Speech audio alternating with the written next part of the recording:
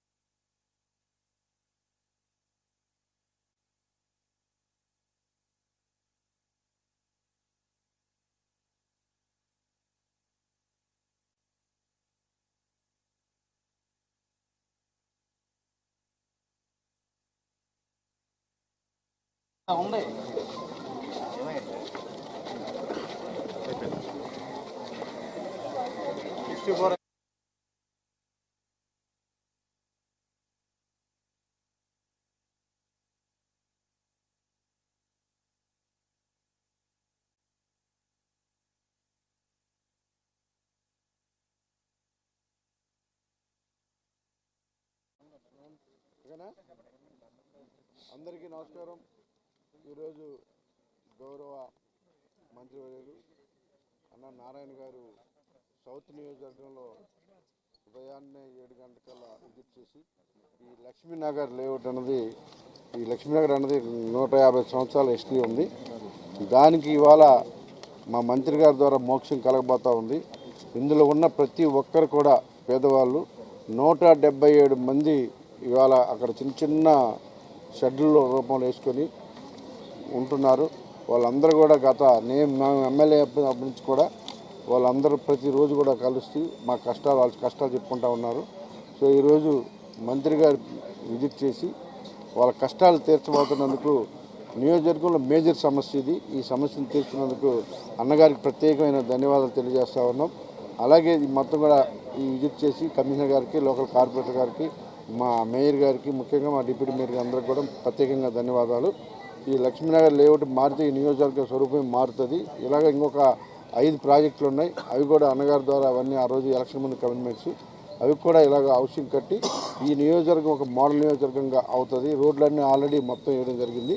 So ఇలాంటి housing మాత్రమే pending ఉన్నాయి మేజర్గా. అవన్నీ కూడా అలాగే అన్నగారి ద్వారా పూర్ణ మార్కెట్ ఒకటి, నెహ్రూ బజార్, అవి 2 కూడా విశాఖపట్నంలో ఉత్తరాంధ్రలోని పెద్ద మార్కెట్లు, వాటికి కూడా ఒక రూపం తీసుకొస్తా ఉన్నాం.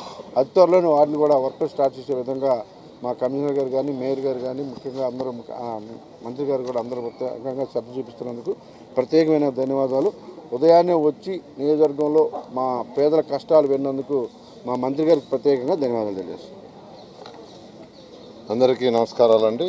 ఈరోజు లక్ష్మీనగర్లో ఏదైతే వెలంపేట జోన్ 4లో స్లమ్ ఏరియా ఉందో ఆ స్లమ్ ఏరియాని అటు శాసనసభ్యులతోనూ మరియు ప్రజాప్రతినిధులతోనూ అధికారులతోనూ విజిట్ చేయడం జరిగింది. అయితే వాళ్ళ పరిస్థితి చూస్తే చాలా నిజంగా దారుణం. ఒక 6 చదరపు అడుగుల్లోనే 6 చదరపు అడుగులే దాంట్లోనే ఒక కుటుంబం ఉంటుంది. ఇక్కడ దాదాపు 177 మంది 50 సంవత్సరాల పైగా ఉంటున్నారు. అందులో 162 మంది సెల్ఫ్ హెల్ప్ గ్రూప్ వాళ్ళు ఉన్నారు.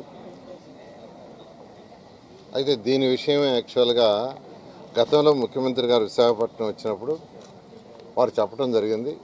ఎక్కడైతే స్లమ్స్ ఉన్నాయో ఆ స్లమ్స్ అన్నింటినీ మార్చాలి, దాని మీద మీరు వర్కౌట్ చేయండి అని ఆయన ఆదేశించారు. ఎమ్మెల్యేలు గారు అనేక సార్లు నాకు అడగటం జరిగింది. ఈ స్లమ్ని ఎలా చేస్తారు, ఏం చేస్తారు, వాళ్ళ పరిస్థితి దారుణంగా ఉంది చూడమని చెప్తే యాక్చువల్గా ఈరోజు మార్నింగ్ నేను వచ్చాను. అది చూస్తే నిజంగా వాళ్ళ పరిస్థితి దారుణం. అయితే దీన్ని ఏ విధంగా చేయాలనేది అధికారులతో కూర్చొని డిస్కస్ చేసి మరొకసారి ముఖ్యమంత్రి గారితో కూడా, ఎందుకంటే వాళ్ళ పరిస్థితి చాలా దారుణం. వాళ్ళందరూ ఎక్కువగా ఇప్పుడు వాళ్ళు కూలి నాలి చేసుకునేవాళ్ళు, నెలకి 6,000, 7,000, 8,000 సంపాదించుకునేవాళ్ళు యాక్చువల్గా. అటువంటి పరిస్థితుల్లో ఉండేవాళ్ళు 177 మంది. కాబట్టి వాళ్ళకి ఏం చేయాలనే దానికి ఒక ప్లాన్ చేసుకొని ఖచ్చితంగా ఈ స్లమ్ని వీలైనంత తొందరలో వాళ్ళకి ఇల్లు కట్టించేది చేస్తాం. దీన్ని ముఖ్యమంత్రి గారితో కూడా ఒకసారి మాట్లాడతాం. ఎందుకంటే ఇవి స్పెషల్ ప్రాజెక్ట్ కింద టేకప్ చేయాలి. అంటే రెగ్యులర్ ప్రాజెక్ట్ కింద టేకప్ చేయలేము, స్పెషల్ ప్రాజెక్ట్ కింద టేకప్ చేయాలి. కాబట్టి ముఖ్యమంత్రి గారితో మాట్లాడి వీలైన తొందరలో దీని మీద డెసిషన్ తీసుకొని ముందుకు పోవడం జరుగుతుంది.